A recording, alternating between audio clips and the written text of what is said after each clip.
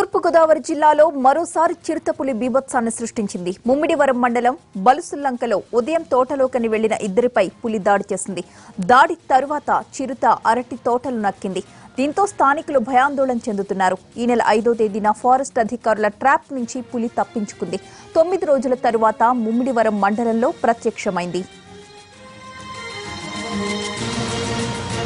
చిరుతపులి ఒక ఇంట్లోకి వెళ్లడంతో ఇంటి చుట్టూ వలలు వేసి పట్టుకోవడానికి సిద్ధమయ్యారు. మత్తు ఇంజెక్షన్ ఇచ్చి బంధించాలని భావిస్తున్నారు.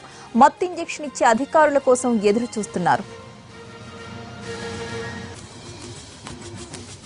చిరుత సంచారంపై మరింత సమాచారాన్ని మా ప్రతినిధి శ్రీనివాస్ అందిస్తారు. శ్రీనివాస్, చిరుతను పట్టుకోవడానికి అటవీ అధికారులు చేరుకున్నారా? ప్రస్తుతం అక్కడ పరిస్థితి ఏంటి? మమత, మరొకసారి తూర్పుగోదావరి జిల్లాలో పులి సంచారం జరుగుతున్నది. మరొకసారి ఈ ఇద్దరు వ్యక్తుల మీద ఈ రోజు ఉదయం బహిర్భూమికి వెళ్ళిన ఇద్దరు వ్యక్తుల మీద మళ్ళీ చిరుత దాడి చేయడం జరిగింది. అయితే ఇప్పుడు చూసినట్లయితే ఆ ఇద్దరు వ్యక్తులు కూడా తీవ్రంగా గాయపడటం జరిగింది.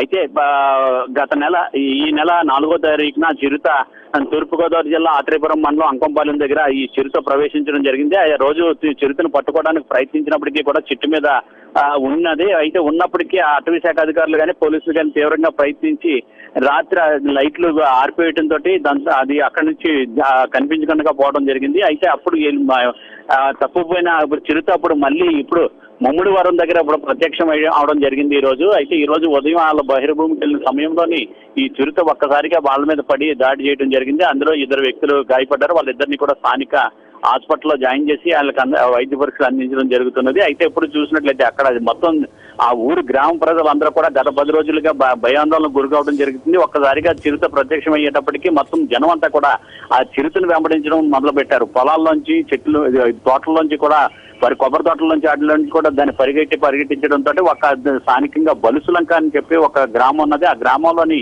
ఒక ఇంట్లోకి ఆ చిరుత ప్రవేశించడం జరిగింది. దీంతో ఆ చిరుత ఆ ఇంట్లోకి వెళ్ళిన తర్వాత వెంటనే కొబ్బరి కాయలను కానీ బక్కల్ని వాటిని కూడా కట్టడానికి అక్కడ వలలు వాడుతూ ఉంటారు నెట్లో.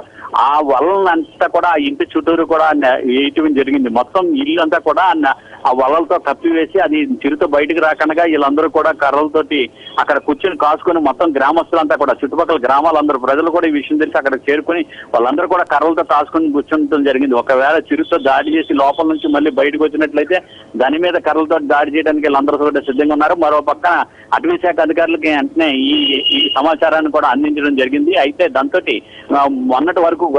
నిన్నటి వరకు కూడా ఈ అంకంపాలెం, ఆత్రేయపురం ఈ ప్రాంతాల్లోనే అటవీ శాఖ అధికారులు కానీ పోలీసులు కానీ ఇక్కడ దాని చిరుత జారుల కోసం వెతకడం జరిగింది. అయితే ఇక్కడ వరకు కూడా నిన్నటి వరకు ఎటువంటి సమాచారం లేకపోవడంతో నిన్నటి నుంచి గాలింపు చర్యలను అక్కడ నిలిపివేయడం జరిగింది.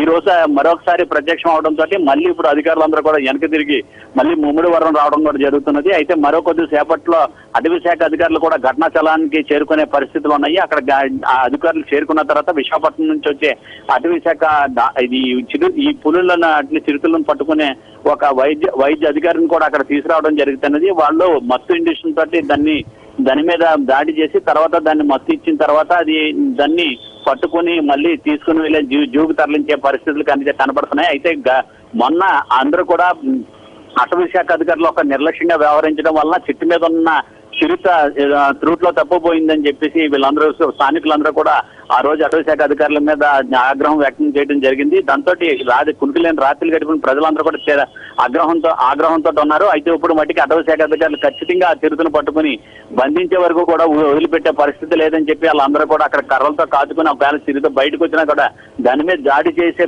పరిస్థితులు అయితే కూడా కనిపిస్తున్నాయి. మమత, అయితే శ్రీనివాస్, చిరుత ఒక ఇంట్లోకి ప్రవేశించింది, దానిపైన మొత్తం వల వేసి పెట్టి ఉంచారు, అధికారులు వచ్చి మత్తు ఇంజెక్షన్ ఇవ్వడానికి అని చెప్తున్నారు కదా, లోపల నుంచి చిరుత కనిపిస్తోందా? పక్కాగా అక్కడే ఉందా చిరుత? ఇంట్లోకి వీళ్ళందరూ కూడా కర్రలతోటి ఆ చిరుతని తవరి కొట్టడంతో ఆ తమురుకుంటూ వెళ్తుంది కానీ ఒక ఇంట్లోకి ప్రవేశించడం జరిగింది. వెంటనే దాన్ని అంతా కూడా ఇంటి చుట్టూరు కూడా నెట్లు వేయడం జరిగింది. నెట్లు బయట నుంచి చూస్తుంటే ఆ చిరుత ప్రత్యక్షంగా కనపడటం జరుగుతుంది. ఆ ఇంట్లో కూర్చొని పడుకొని ఉండిపోయినట్టుగా. అయితే కెమెరాలకు కానీ చీకటిగా ఉండడంతో ఆ కెమెరాల్లో నాట్లోనే బంధించడం వీలు పడలేదు. కానీ అక్కడికైతే మొత్తం ఆ చిరుత ఒకవేళ నెట్లలోంచి బయటకు దూక్కుని వస్తుందని చెప్పేసి దగ్గరికి వెళ్తారు. కానీ అందరూ కూడా ప్రత్యక్షంగా చూసారు. ఆ ఇంట్లోకి వెళ్ళటం, ఆ ఇంటి చుట్టూరు కూడా వీళ్ళందరూ కర్రలు వేసుకొని నుంచుని దాన్ని అది బయటికి రాకుండా చేయడంతో అది లోపలే నక్కి ఉండిపోవడం జరిగింది. దీంతో ఆ నెట్లతోటి ఆ మొత్తం ఇల్లు అంతా కూడా చుట్టేశారు. ఆ దృశ్యాలన్నింటినీ కూడా ఇప్పుడు మనం చూడొచ్చు.